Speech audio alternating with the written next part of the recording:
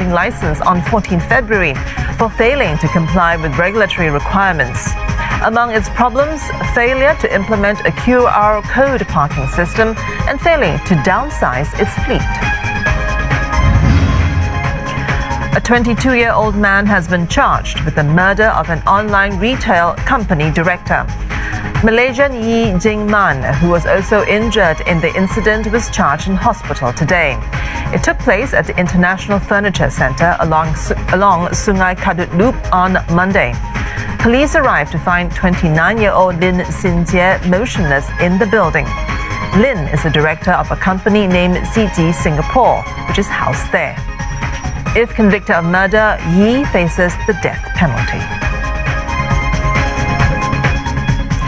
Trade and Industry Minister Chan Chun Seng says the government will be more targeted in its support for companies to restructure and grow.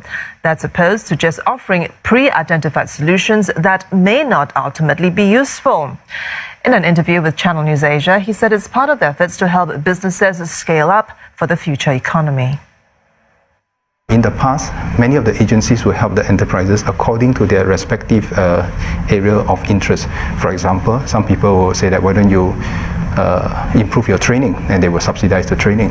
Some people will say that why don't you buy some machinery, and then we will subsidize the machinery. But actually, we shouldn't do that.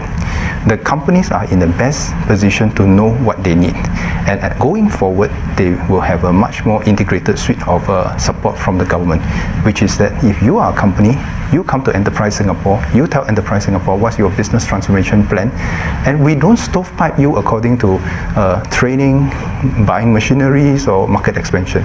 You give us the business plan and let Enterprise Singapore work out back end how best to help you.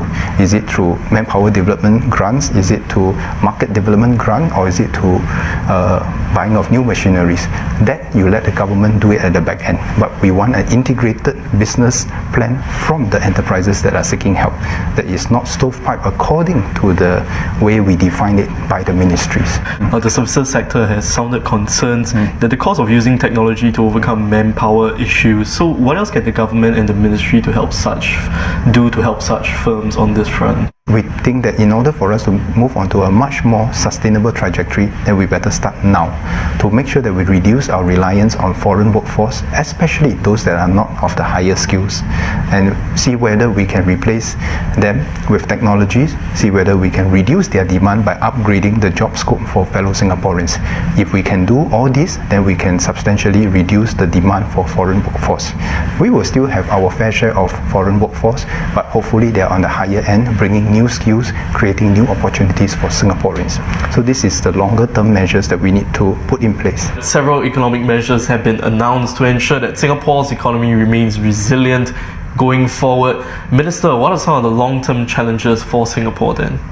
If we look around the world today, many countries are competing intensively for the next generation of investments, and Singapore will likewise have to make sure that we can attract the next generation of investments to create better jobs for our people. And this is why we are investing so much money to make sure that our businesses continue to reinvent themselves, our workers continue to upgrade their skills. At the same time, we put in place the soft infrastructure in terms of legal system, IP protection, and to sustain our connectivity, not just in the physical connectivity of the air, land and sea links, but also in our ability to connect to the world in terms of data, financial flows, technology flows, and so forth. Now, apart from the challenges, what are some of the opportunities for Singapore going forward? The greatest opportunity is technology. It allows us to transcend our geography and see the world as our hinterland, as our larger market. So we'll continue to diversify our sources of supply, our supply chains. We'll also continue to diversify our markets to make sure that we are never held ransom by one particular source or one particular market. This will make the Singapore economy much more resilient over the longer term. Up next on News 5. Good news for esports fans. Singtel will be organising 2 tournaments this year. Stay tuned. My Mitsubishi